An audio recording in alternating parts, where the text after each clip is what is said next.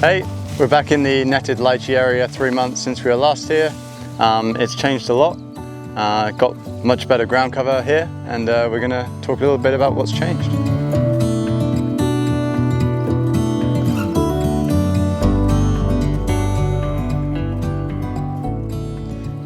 Last time we were here, we had the dead lychee tree just to my left and lots of bare soil.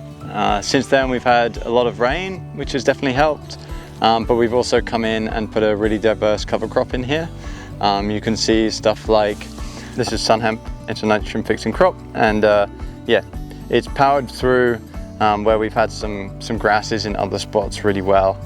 In this area that was really exposed, it's performed really well as well, and also lab. Different plants are holding different stratas in time and space. So buckwheat was one that came up really quickly.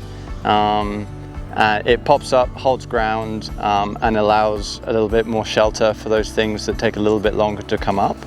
The beans, or Fabaceae, they take a little bit longer, but they're nitrogen fixing, and they'll start to power through things a bit later on. The sunflower we've got is great for beneficial insects. And then we've got the grasses as well, which have great clustering root. The buckwheat that was down as a really early cover has since died out in this succession, and stuff like the rye corn and sorghums kind of powering through. The main purpose of this is to start building organic matter back in the soil. The exposed soil had been baked of all organic life and biological life. So this is the first kind of step to start rebuilding the soil in this area. The next step will be coming through and chopping this and kind of putting this biomass back into the soil and coming with a fresh lot of cover crop. We can let a lot of this stuff go to seed, and that will then kind of provide us with that next cover crop next year.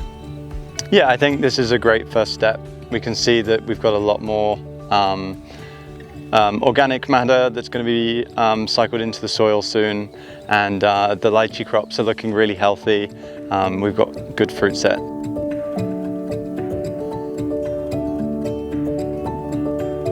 We decided to kind of hold out on the tests and actually just kind of observe and spend some time in here and see how it recovers naturally.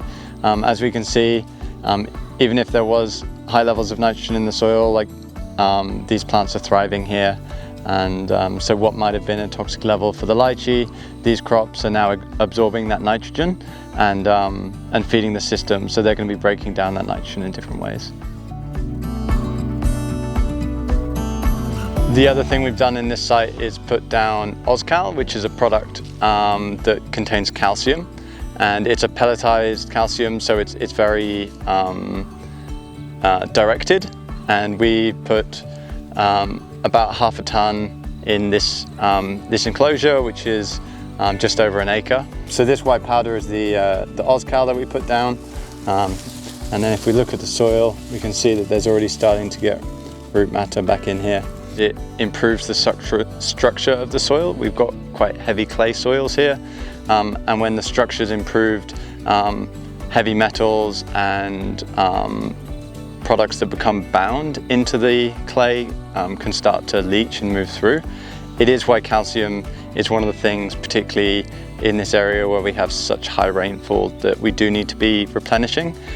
So putting a big chunk in this area is definitely going to help improve the structure of the soil here, so that we can start leaching out some of those minerals that we don't want. We came and put wood chip down under the drip lines of the trees. This was primarily to start holding in moisture. So we can see here, this wood chip is nice and wet. It also acts as a weed barrier.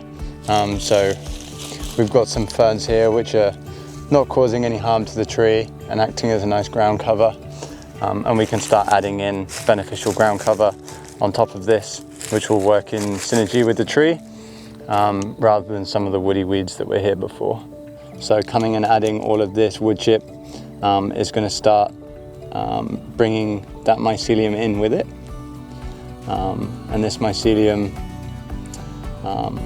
will be mining minerals and nutrients from the soil and working in a symbiotic relationship with the tree.